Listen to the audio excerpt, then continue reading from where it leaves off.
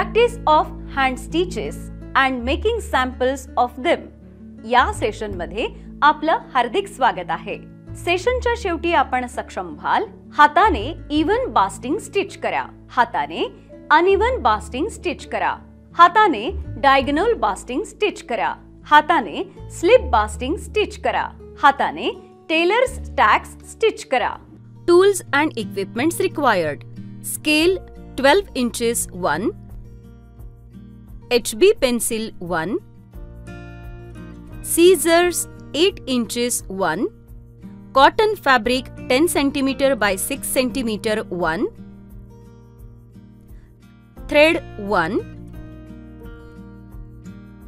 needle 1, measuring tape 1. Hand stitches. Basic stitches दोन प्रकारांमध्ये विभागलेले आहेत, कन्स्ट्रक्टिव्ह आणि डेकोरेटिव्ह स्टिचेस. कन्स्ट्रक्टिव्ह स्टिचेस पुढील दोन प्रकारांमध्ये विभागले आहेत, temporary stitches, permanent stitches. Basting. Basting ही एक टेम्पररी स्टिच आहे जी परमनंट स्टिचेस बनवण्याआधी दोन किंवा अधिक मटेरियल्सचे लेयर्स एकत्र ठेवण्यासाठी वापरली जाते. सहसा ही स्टिच हॉरिझॉन्टल असते आणि राईट कडून लेफ्ट कडे काम केली जाते. ही एकमेव स्टिच आहे जी नॉटने सुरू केली जाते. बास्टिंग साठी सामान्यतः कॉन्ट्रास्ट कलरचा थ्रेड वापरला जातो, ज्यामुळे तो सहज दिसतो आणि काढता येतो. बास्टिंग समाप्त करण्यासाठी एकाच्या वरच्या बाजूला दोन स्टिचेस केले जातात. बास्टिंग स्टिचिंग अनेक प्रकारचे आहेत. Even basting. इव्हन बास्टिंगचा वापर शॉर्ट लेंथच्या सीम्स आणि फोल्ड्ससाठी केला जातो. Uneven basting. अनइव्हन बास्टिंगचा वापर लॉंग लेंथच्या सीम्स आणि फोल्ड्ससाठी केला जातो. Diagonal basting. जेव्हा फॅब्रिकचे अनेक लेयर्स सुरक्षितपणे धरायचे असतात तेव्हा डायगोनल बास्टिंग वापरले जाते.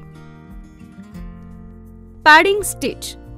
पॅडिंग स्टिचचा वापर कोटमध्ये लाइनिंग आणि इनर लाइनिंग ठेवण्यासाठी केला जातो.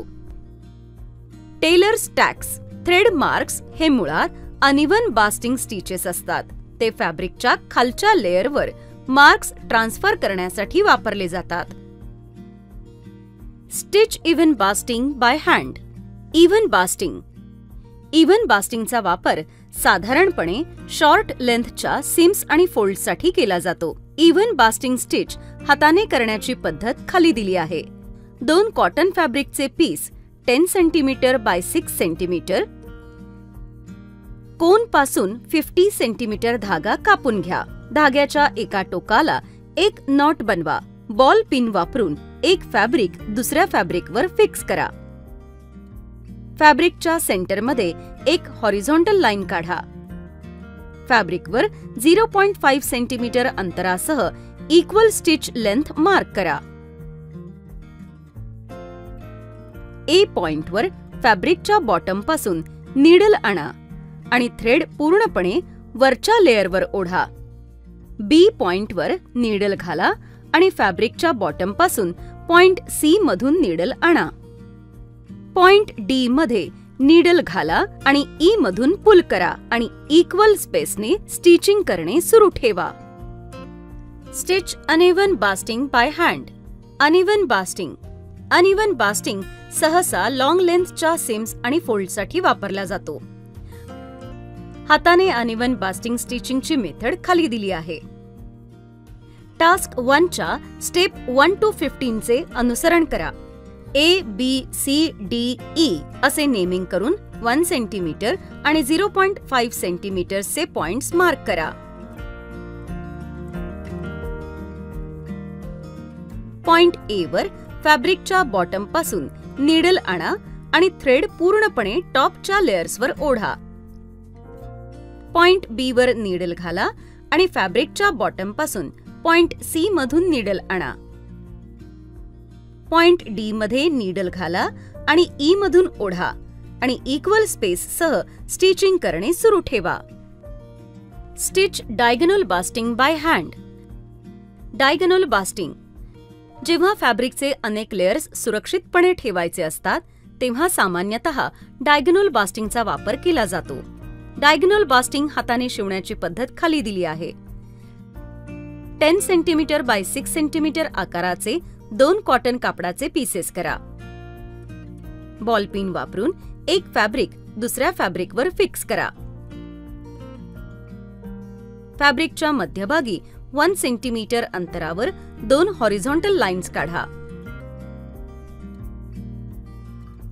A, B, C, D आणि A', B', C', D' अशी नावे देणाऱ्या दोन्ही लाईन्सवर इक्वल डिस्टन्सवर असलेल्या लाईन्सवर पॉइंट्स मार्क करा. थ्रेडेड नीडल फॅब्रिकच्या बेस पासून पॉइंट A वरून आणा. B1 पासून B1 पर्यंत नीडल घाला आणि धागा खेचा. डायगोनल स्टिच तयार होईल. पॉइंट्सच्या बाजूने तीच प्रोसिजर पुन्हा करा आणि फॅब्रिकच्या बेसशी नॉटसह डायगोनल स्टिच पूर्ण करा. Stitch slip basting by hand. Slip basting plates, stripes आणि प्रिंट्स परिपूर्ण बनवण्यात मदत करते. स्लिप बास्टिंग सीमिंग दरम्यान शिफ्ट होऊ न देण्यात मदत करते. हाताने स्लिप बास्टिंग स्टिचिंग करण्याची मेथड खाली दिली आहे. 10 सेंटीमीटर बाय 6 सेंटीमीटरचे 2 कॉटन फॅब्रिकचे तुकडे करा. एक तुकडा घ्या आणि फॅब्रिकची एज 1.5 सेंटीमीटर वर फोल्ड करा. फॅब्रिकच्या दुसऱ्या एजवर 1.5 सेंटीमीटर मार्क करा. फोल्ड केलेले फॅब्रिक दुसऱ्या फ्लॅट फॅब्रिकवर एज वरून 1.5 सेंटीमीटर मार्कवर ठेवा आणि दोन्ही एजेसवर पिन करा. दोन्ही फॅब्रिक्सवर स्लॅन्ट स्मॉल लाईन मार्क करा. वरील फॅब्रिकवर 1, 2, 3, 4 आणि फॅब्रिकच्या बेसवर A, B, C, D अशी नावे द्या. पिन केलेल्या फॅब्रिकच्या बेस पासून A पॉइंटवर नीडल बाहेर आणा. नीडलच्या मागील बाजूस 1 मधून घाला आणि 2 वर बाहेर आणा. पुन्हा नीडल घाला.